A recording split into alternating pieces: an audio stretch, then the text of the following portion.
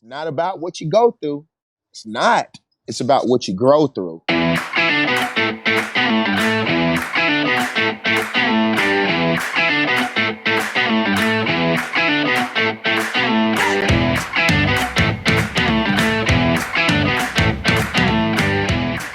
morning, Monday, Tuesday, Wednesday, Thursday, and Friday. To support you, I have an amazing guest with me. I love that you're outside. We can hear the birds chirping. It's like the best way to kick off the morning. TA, how are you? I'm doing well this morning, Ray. Thank you so much for the opportunity. I had to come out this morning, get a little bit of fresh air, but I'm very honored to be on this call with you all and the other influencers around the world. It's awesome. I know our private Facebook group really has become such a hub for educators to talk shop, ask questions, and just really be in community with each other throughout this time. And you were so perfect. Wow. And join our conversation. So we really, really appreciate you getting up early and like spending the morning with us. Yeah, no problem. No problem. Thank you. And thank you, teachers. Oh, it's awesome. So for those of you who are just popping in, feel free to comment, say good morning, all that normal stuff that we do every single day. But TA, if somebody's watching and they don't know the amazing things that you continue to do, not only to support educators, but to support students, will you kind of share with us what you do? Yeah. So right now, I'm TA Timothy Alexander, and I am a world-renowned speaker. I get an opportunity to travel around the world and now virtually and speak on my message of we don't need it to be easy. We just need it to be possible. A little bit of background about my story. I was a 5-star athlete that had an opportunity to go and play football anywhere in the country. And the day after, I made a promise to my mom that I was going to make it to the NFL, earn an education, a keyword, earn an education, and do something for myself and for my family. The next day, my friend fell asleep behind the wheel and we went over a cliff, and out of 3 people, I was the only one that was hurt. I went from walking one day to rolling the next, becoming brain dead and paralyzed from the neck down, to a place where I wanted to give up on my life and just throw the towel in. But I never forget, my mom took me back to my goals and took me back to my visions and showed me some things that I wrote down in middle school and all these different things. And after I got out of the dark days for about 2 years, which I was down for 2 years, I changed my mind. And so that's why I honestly believe nothing happens until you change your mind. And so since then, I've just been on this renewing transformation of my mind, which I try to reset and do it every day. And so I speak, and I also serve as the director of character development for UAB football, men's basketball, and women's basketball, and just helping other people see change in themselves. Because when you see change in yourself, then what you see changes. And that's what I really get an opportunity to do, and be on the phone call with cool people like Ray and making a difference around the world. No, I love it, TA. You know, I had heard about you. There was this buzz in the air. My administrators had seen you speak, and they were blown away. They came back. They're like, oh, my goodness, we got to bring this guy into our school. And like, we didn't hear anything. We're like, oh, what a bummer. It would have been great to work out. And in the midst, you guys have been talking in the background, and then they brought you in, and you kicked off this amazing like energy boost with our students. You spoke to them. You actually came back and revisited. You popped into classrooms. I mean, your energy is infectious, and the fact that you continue to share your message not only with educators, families, communities, it's made an incredible impact. Even just in my own like little bubble, I can only imagine the work that you've done thus far. Wow.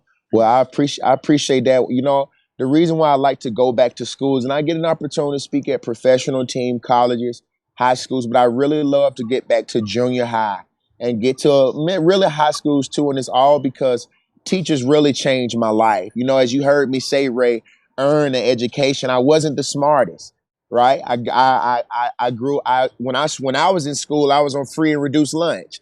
So school for me was my safe place. So school was me a place that I knew I didn't have everything at home, but I can work hard to have everything one day. And I wouldn't be where I am today if it wasn't for my teachers, if it wasn't for my principal, as I say, if it wasn't for the custodian saying, hey, man, get out of the hallway, get in class.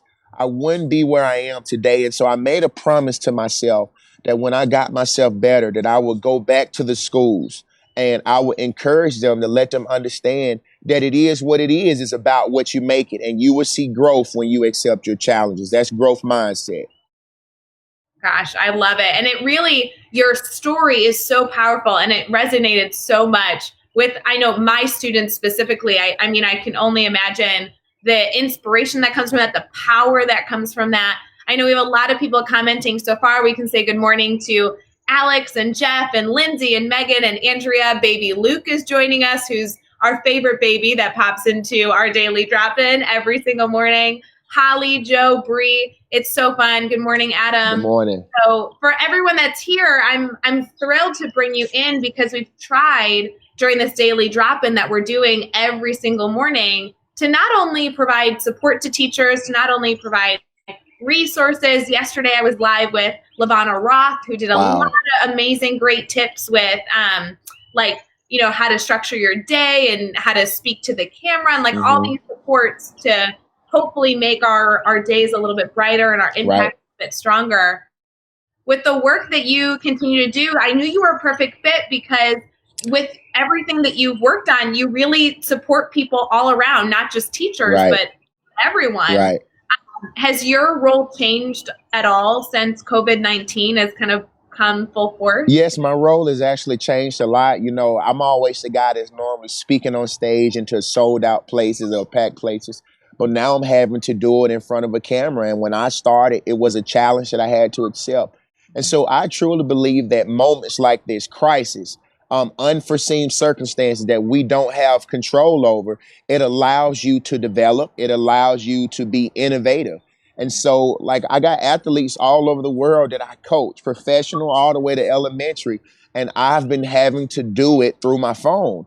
And the other day, I was coaching a fifth grader, and she didn't get what I was saying. And so my sister said, hey, you probably need to change how you're saying it because it's different than being there with them than through the phone. And so this whole thing with COVID-19 and what we do virtually and our interaction through technology has allowed me to revamp my communication skills. And so I think in the middle of difficulty lies opportunity. So we have to look at this difficult time to grow, which brings that self-development opportunity. And that's really what I've been doing now through COVID-19. So.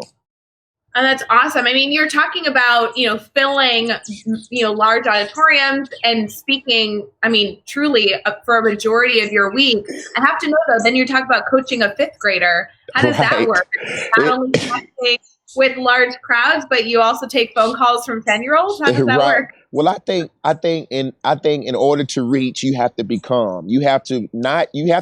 I call it put your pride in your pocket, right? I'll never be so big that I'm not able to speak to a fifth grader or a 10-year-old or someone young, because I remember when I started my journey, before I even started speaking, I did my own independent study with only elementary kids. And for about 4 or 5 years, I was a camp counselor at UAB Rec Center, and I only wanted to work with the elementary kids.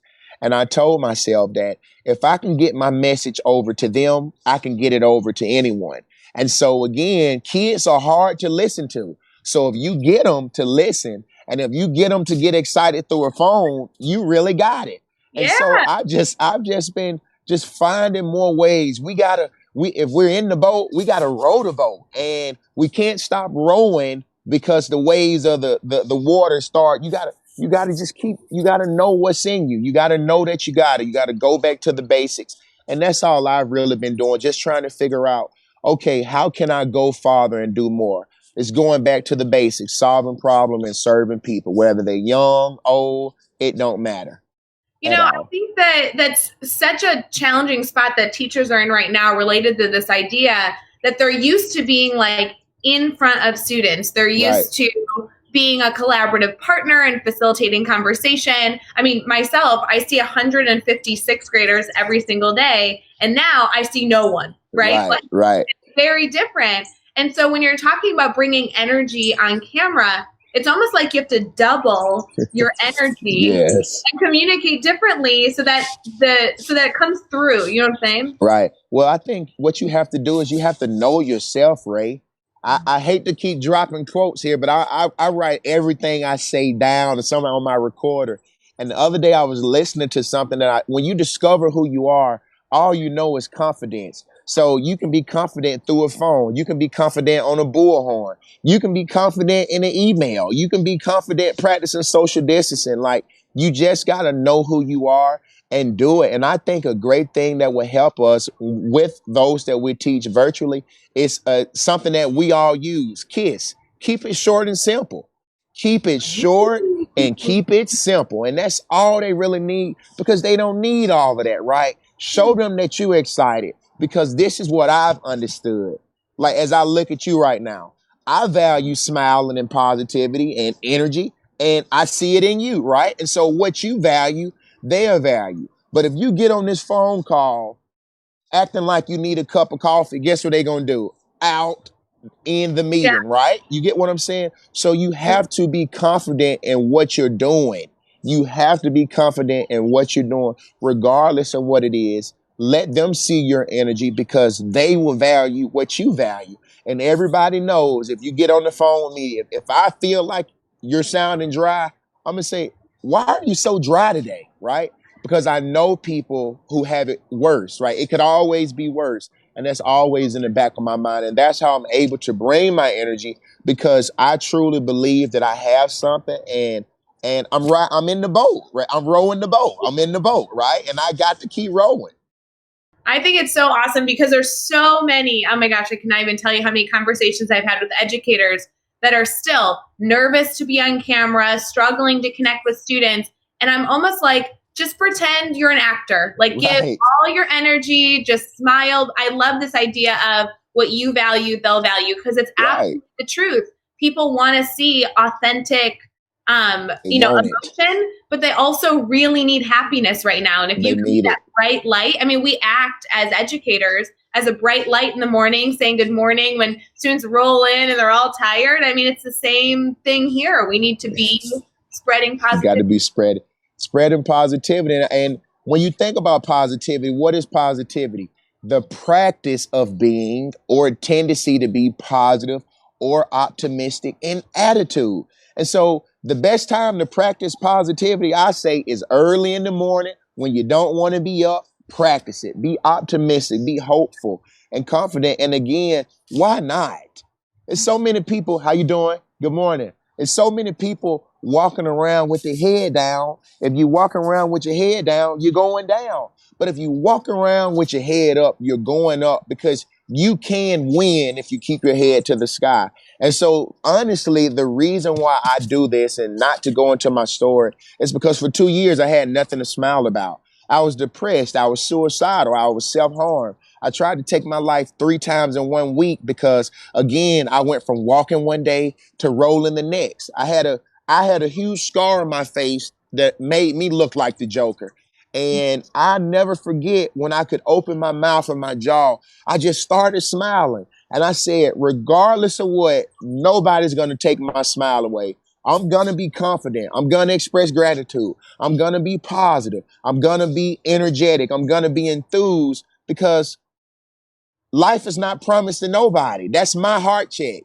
Tomorrow's not promised to nobody.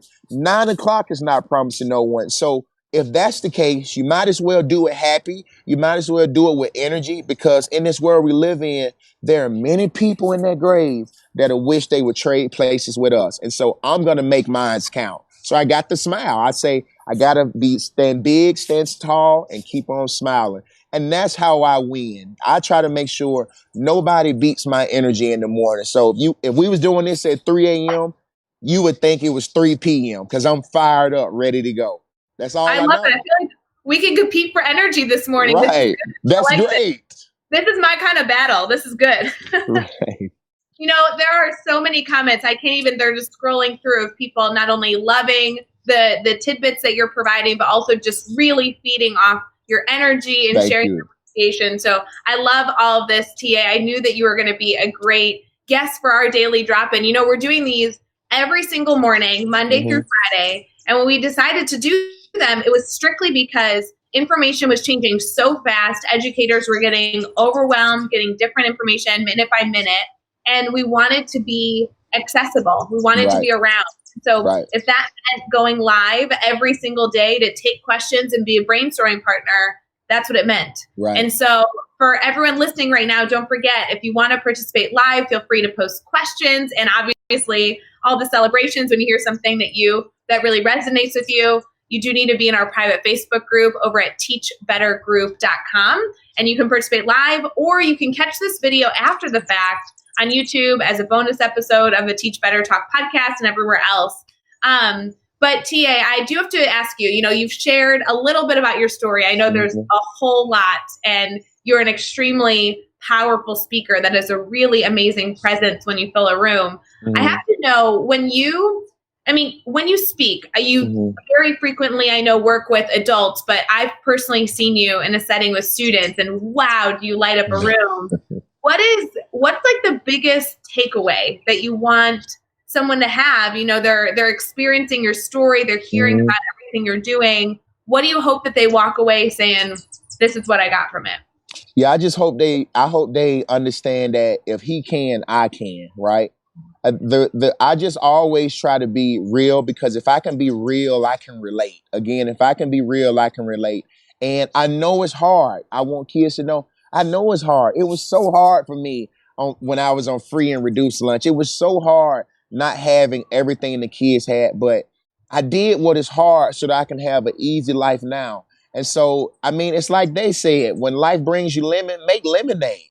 And so I just try to not only tell them, but remind them what they're saying, that you can do it if you put your mind to it. Henry Ford said, if I think I can, I can. If I think I can't, I can't. And so when I walk away from a student, I want them to know that, man, this guy really loved me, that he shared his heart with me, that he gave his heart to me. Now I got to go and take action on what I heard and what I seen. And the greatest thing that that I've ever heard from a child, actually, when I came up to the school, I was leaving out, and I got this note, and one of the kids had told me, "Hey, I was thinking about taking my life, but you changed my life today.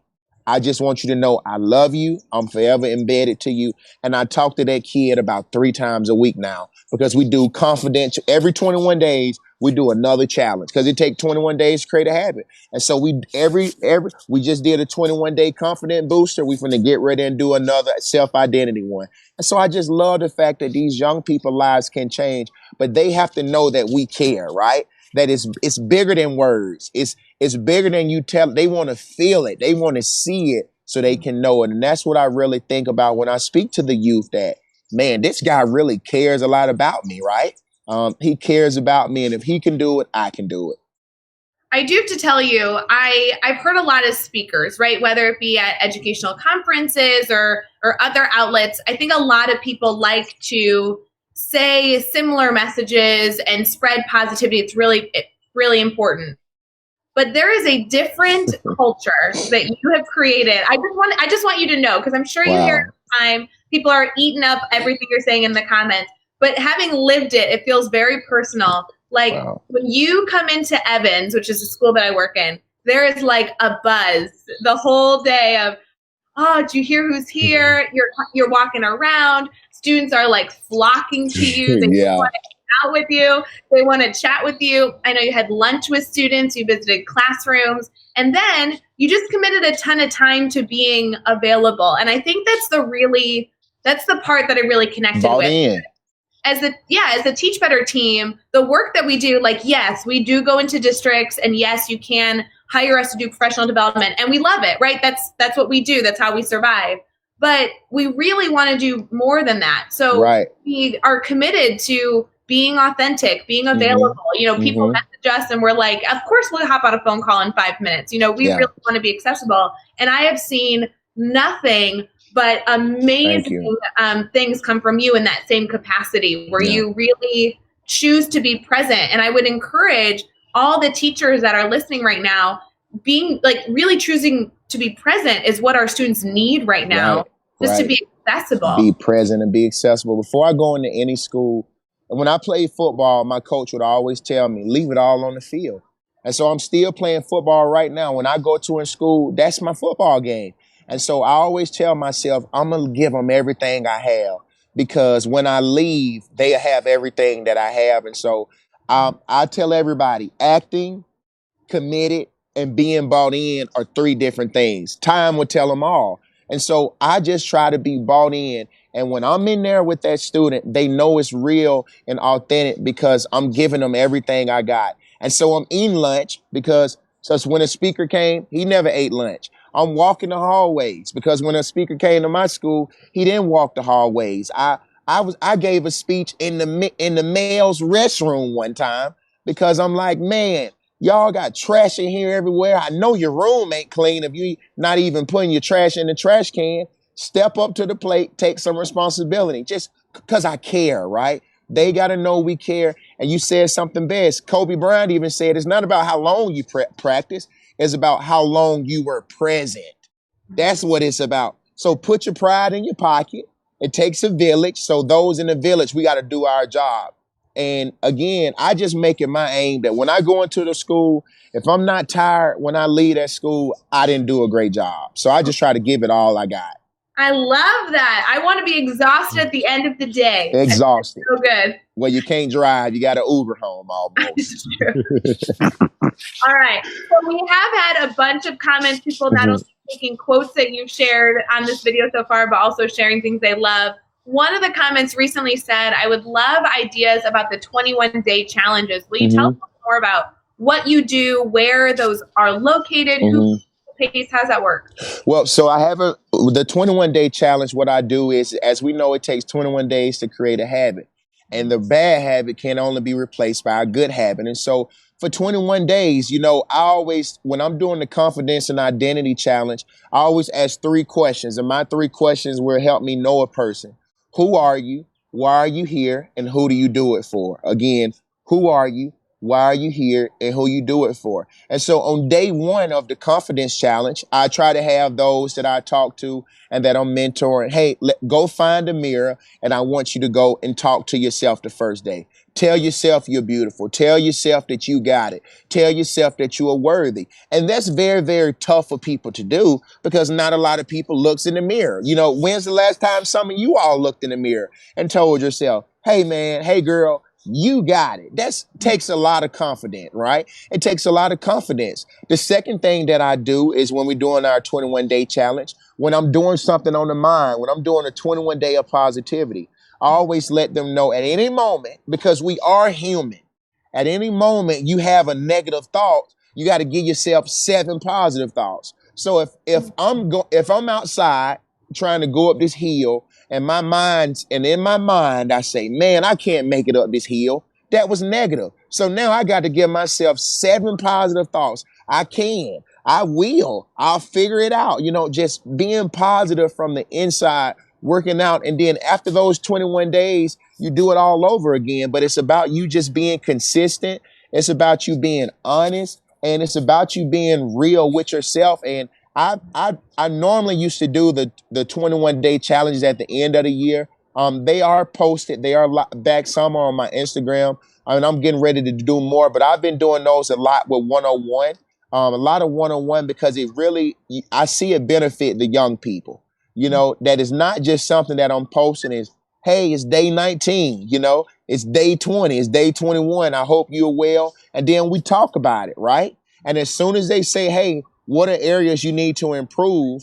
Whenever they tell me, hey, this is what I want to improve, then we work on that improvement for the next 21 days because that's what it's about.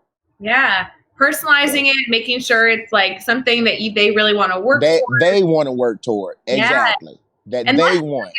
That's the biggest difference, right? You can pose a challenge, pose a question to somebody, but they need to take ownership over it. Right. What do you want? Yeah, right. Just like in our learning. I mean, if you're going to explore anything, whether it be confidence or positivity or a math topic or a science idea, having the person who's the learner take ownership over it is a huge element of having them be successful. Right. It's kind of like with me. So in school, I struggle with math.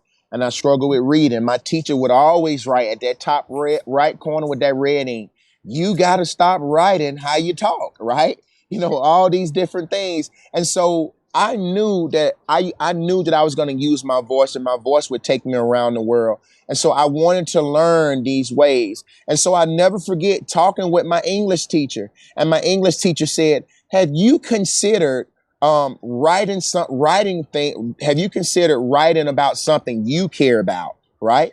So instead of you just, hey, give me a topic, no, figure out a topic.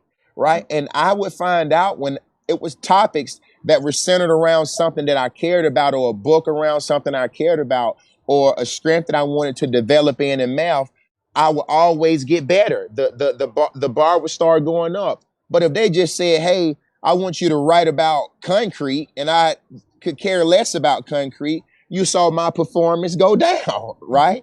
And so it was really trying to get to know me and figure out. Like, I've been watching, I don't know if anybody's been watching the Last Dance, the Michael Jordan series, but Phil Jackson said something best, that when Dennis Rodman came, he couldn't relate to anybody, but they figured out ways he could relate, and that's what got him to perform. And so again, before we request, here we go, family and teachers, this is your TA thought of the day. Before we request anything out of anybody, we got to invest. We got to invest in them first. We got to see what they want before we can request. In football, hey, figure out what it is, then you can request from them. Because if you haven't invested, they're not going to care to do anything at all. Absolutely. I love this idea. And I think that there's a lot of ways that you can do this as a teacher. I mean, yes. I mean, the options are endless. So endless. Ask them questions. Yeah. Today there's a lot of, conversation right now around building relationships with students. And I'm not saying that's not important. That is so important. But the how is the part that people are leaving out. Right. And so I think that if we can take these ideas and implement them with fidelity by actually trying them and doing them more than just, I'm going to build relationships, but really talk to your students, have 100 conversations about nothing. Got to talk to them. And ask questions. You're going to know how to serve them better because you know what they're going through. Right. And I think, with students today, they all say when they figure out they can't do something is when they start making excuses. And so what I do is my thing is take away excuse and provide opportunity. And so one day I was doing this social experiment and I said, okay, I'm going to play this song. And it was the Drake, the Kiki, the whole gymnasium. I saw kindergartners to fifth grade singing this song. And I said, okay, I want you all to sing it a cappella. And they sung it in harmony. And so I got on that microphone and I said, now this is the challenge. You all know this song and you all were so confident knowing this song. When you get in that classroom, you got to know you can do this work. You got to be confident that you can do this work because you took the time to know this song. Let's take out the time to know your work. It goes hand in hand, right? It's a double-edged sword. And so when you come at them in that way, then they're like, yeah, man, he's kind of right. I know all these songs, but I'm making an excuse for myself to not know I got homework, to not know how to do this. But it really goes to the teacher watching, the teacher, the parent, the guardian, whoever. You got to know those that labor amongst you. You got to know those that you have influence over. You got to know those that you're coaching. And if you don't know them, you're already lost because you don't know them. But those of us that have them under our influence, you got to know them. I watch people. I study people. I know my athletes inside out. And they always say, TA, man, I appreciate you for paying attention to us. I appreciate you for taking out time to get to know us. And I'm like, that's what I'm supposed to do. Like, it's right. Right. It's interesting because I think that we all have certain people in our life who give that much attention. It makes you feel special. It makes you feel seen.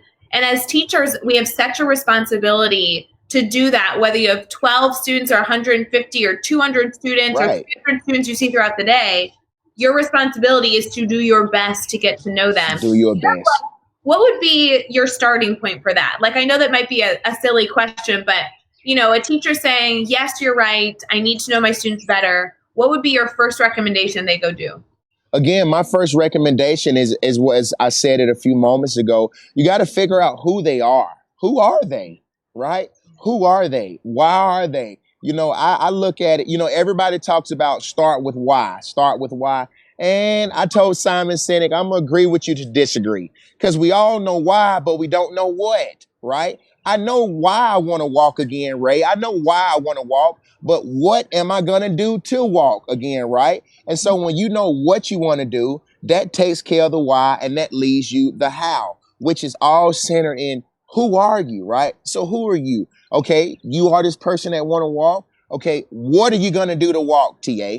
And why do you want to walk? And that's going to tell you, okay, this is how we're going to go about doing this, right? So ask them, who are you? And if they, if and teachers, family, parents, guardian, if you ask someone, who are you? And they tell you in 5 seconds, they ain't took time to think about it, right? Because you want them to really think about this, right? Because this is what you're going to coach them from. So who are you? Why are you here? And who do you do it for? It's hard to make me give up when I have so many people depending on me. I got a young girl by the name of Emmy Nichols that I love. I wrote about her in my book. She was in the children's hospital and she was getting ready to have brain surgery and she wanted to see me.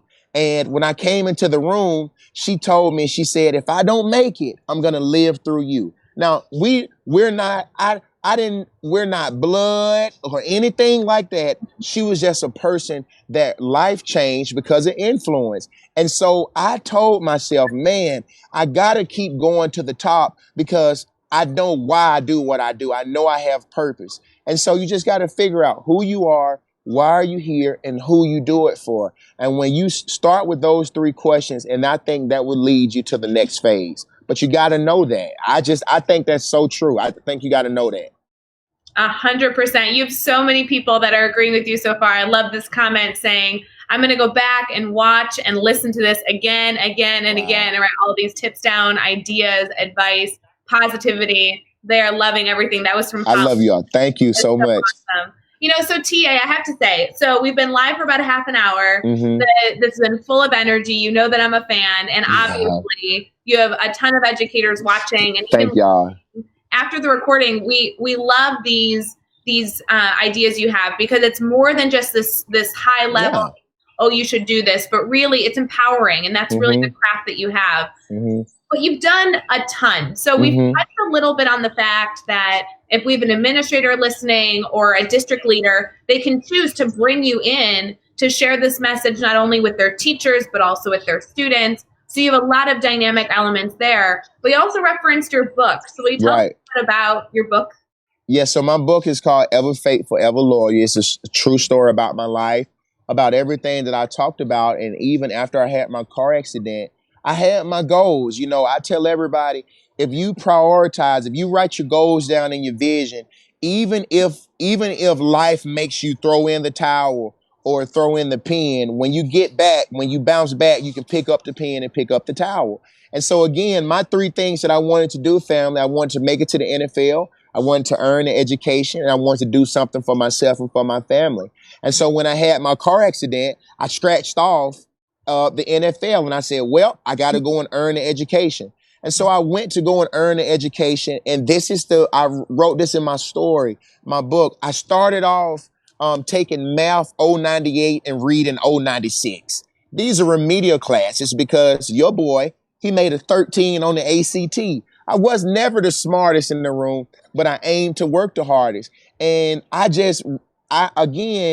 couldn't give up because I had so many people depending on me. Was school a challenge? Absolutely. But the growth mindset that we know now, that's what changed because I looked at every challenge. I looked at every difficulty as a challenge that would lead to my growth. And so I graduated from Wallace State Community College. And once I graduated, I told myself this, man, if I can graduate from here, I can graduate anywhere. And so I said, I'm going back to school in my hometown. And so I went to school in my hometown and I had a dream. I had a vision. I dreamed while I'm awake. And I said, when I get to this school, I'm going to be one of the best athletes that ever came through this school. Not because I was going to play, but because I was going to remind my teammates, hey, too much is given, much is required, right?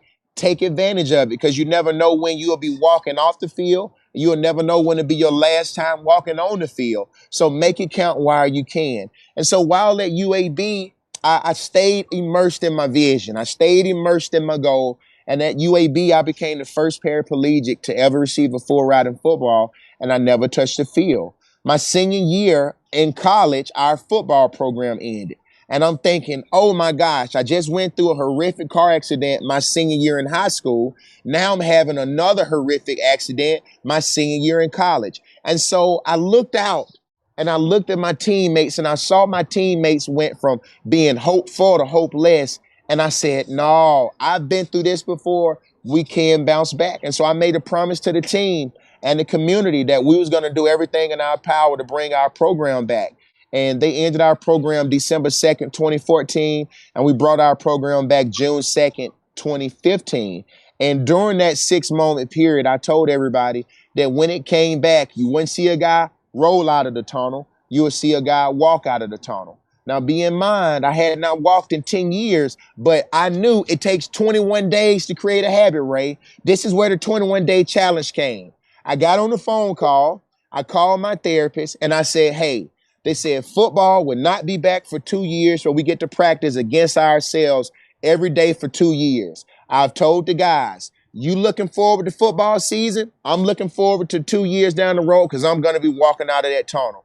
And for the first 21 days, we did therapy at football practice, and all I was doing was practicing standing up. That's all I wanted to do. Because for 10 years, my body was in the seated chair position, the seated position. And so I wanted to trick my mind and start standing up. And while doing that at practice, the guys would say, I see you working, coach. I see you working, TA. Now we got to work because we're going to win. We're going to do this. And it happened. 2017, I walked. We got to compete for a championship. And that allowed me to get my story to get in the hands of Bleacher Report, House of Highlights, ESPN, Ellen DeGeneres, all these people. And they said, man, how did you do this after a decade? After you were brain dead, you was paralyzed from the neck down. They popped a trach in my throat. Most people don't know this, but I was mute for about 6 months where I had to learn sign language. I could not talk. So the reason why I'm always energetic, because I love to hear myself talk, because I could never hear myself talk, right? You get what you got to fire yourself up. You got to be thankful for the small things. And so when we was going through this, I journaled a lot, I wrote a lot, and I said, man, nobody's going to believe this. But if I write a book based on a true story, everybody will believe it. And that's exactly what I did. I wrote a true story on what I went through, and I went to understanding family, friends, all of you that are watching. It's not about what you go through. It's not. It's about what you grow through. And so I was able to grow, and I was able to show the world some different things that I did to grow. And I called it Ever Faithful, Ever Loyal, because you got to be faithful and loyal to what you believe. Because many people said, man, you will never talk. Many people said you'll never write, twist, you'll never be able to amount to anything. But I could not just give up on what I believe. I had to be faithful and loyal to my goals, to my vision, what brought me here today on Teach Better. So that's just how I look at it. If I would have gave up, I would have never been here. And I still talked to one of the doctors that told me, hey, you got a 5% chance. And as I turn it back to you, I said, Doc, I'm not trying to be rude, but this is the thing. If I give up right now, then my life is over with and I won't amount to anything. But something's telling me on the inside to keep going and see, can this 5% chance turn into a 100% chance? And that's what I did, because no one can tell you what you can do, right? That should push you. And so I'm like, you're telling me my life is going to end. If it ends right now, I'll never walk. I'll never be able to twist or do anything on my own. But I just got to keep trying. And I went through a lot, but that's why I tell you, I looked in that mirror too, because at the end of the day, the only one who judgment must pass is the one staring back from the glass. Like you gotta encourage yourself. You gotta look in that mirror. And when I look in that mirror, when I look at TA, I say, TA, I'm proud of you. You got it. Go out there and do what you do. And that's all I need. So if I got to pat my own self on the back, it is what it is, but it's about what you make it, right? And so that's what I wrote about in my book. And I'm actually getting ready. I'm writing another book, Ray, to get it released next year. Just 7 seeds of growth. These are 7 things that I did. But the first one is about, you got to believe it first in your mind. Everything I'm doing now, I believed it years ago. I was moving and I found some stuff that I wrote about in 2010 at 2:32 in the morning. that one day this is all going to change. When the movers was moving me in, I'm not gonna lie, Ray, I got a little down because I'm seeing everybody move furniture in my house.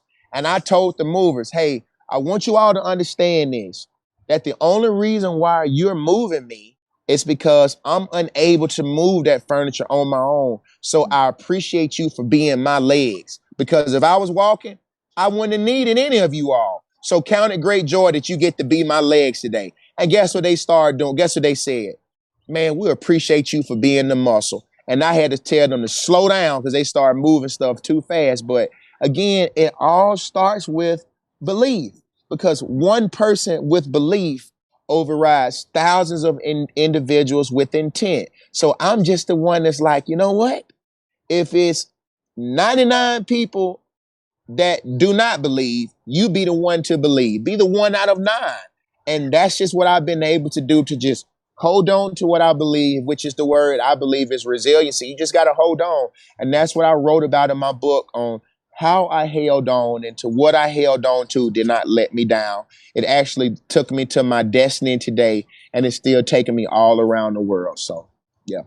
I can just feel your book flying off the shelves as all these people are like, oh my gosh, I have to go read it. I have to go explore more. You know, it's funny because it's not about like selling the book. It's about wanting people to get it out, really connect with your story and find it within themselves. And I love it. You know, there's been so much conversation about how you come back from, you know, COVID-19. And there's a lot of teachers that are really down on themselves of not knowing what, you know, what the world looks like, but also not knowing where their purpose comes from anymore because they can't see their students. And I just think the work that you're doing is so spot on. I would encourage any administrator right now to say, that's the message I want to kick off my year this August with, because we need to re-inspire people and get some purpose, but not just with fluff, but with real integrity. Well, and like you said, and to that teacher out there, that's, I'll say, tripping and don't really know where their purpose is, you got to go back to your basics. Go back to that day when all you thought about was being a teacher. Go back to that day when all you thought about was having a classroom one day and making a difference. Those are the things you have to look toward to. You can't look for your job to reveal purpose, because a job is an offer somebody gave you. And once they take their offer away, there's no job. But they can never take your purpose away, because they didn't give you your purpose, right? What I have, the world didn't give, and they can't take away. But that's me going back to the basics. And so those of you that may feel like, hey, that you don't have it, I want to let you know today, you do have it. You are a hero in human's clothes, but you have to believe it for yourself. Again, yes, I am in a wheelchair. I am a temporary paraplegic, but I add yet to the end of everything. Are you walking right now, TA? Not yet. Are you doing things on your own right now, TA? Not yet, because that yet gives me purpose. And so I just challenge you, teacher, you got to know that you know that you know, right? Because if you don't know and you go try to teach these students, they gonna know, right? So the best thing you can do is find your purpose, find your swag, and just ride it out, row that boat, because, hey, it is what it is. Aristotle said, know thyself. Just know yourself. Find your lane, find your place, and stand out. It ain't about fitting in. Find where you fit and stand out. I found out that I fit well with positivity, so I try to stand out amongst the others that are mediocre. So, yep. Oh, I love it. There has been so many, great tidbits that you've been able to share. I mean, you have an incredible story in TA. I know you already know this, but your energy is infectious. And we just had somebody commenting that your smile is just it lights up. We so appreciate it. Thank you. I have to know, before we go, we've been live for about 45 minutes. I'm so honored that you chose to join our daily drop-in that we're doing every single morning to just try and be accessible and be the support that educators need. How can our network right now, whether they be a classroom teacher, a substitute teacher, an administrator, a superintendent, whoever's listening, how can they stay connected to you? Because I'm getting a feeling from the comments coming in they want more TA in their life. Yep. So you can stay in contact with me. I'm on my Facebook is Timothy Alexander. My Instagram is inspired by TA, and my email is inspiredbyta@gmail.com. And if you can't remember that, just go to my website, inspiredbyta.com, and send a message in. It'll come directly to my team and my phone, and I see it all. And please, I would love to connect with you all. And I just wanted to tell you all, a better day is coming, Ray. A better day is coming for teachers and for ourselves. But you got to be prepared now. I call it 3 P's. You got to get a plan together. You got to get prepared, because when this thing's lift, it's time to perform, because time will, what you will become and what you will be is based on how you use your time. So it's time to get in the game. I'm so thankful for Teach Better. It's helping me teach better. I've seen a lot of your posts on managing yourself and, having structure, having a routine. And I'm like, man, this is what I do in my life, right? But we got to keep doing it, right? There is no finish line in this race. There's no finish line. That's why the parable says, be careful when you call yourself a teacher, right? Be careful, because this race doesn't come to an end. But to get in contact with me, which I would love, inspiredbyta.com.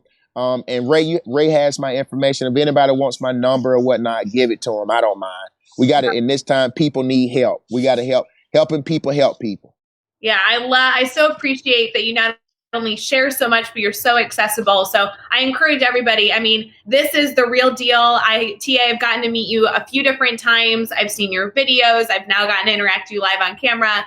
You are like this every single day, every hour. I'm just telling you, the more TA that people can have in their life, the better. We will be better after all of this. So TA, we are going to say goodbye to everyone who is listening, but we really appreciate everybody that chose to pop in live with us over in our private Facebook group, all the comments, all the amazing passion that was shared. And then don't forget, you can rewatch this as many times as you want, or everything that you need if you missed a few sections, by visiting the Teach Better Team YouTube channel. All the stuff's there. Or these are also becoming bonus episodes on Teach Better Talk podcast.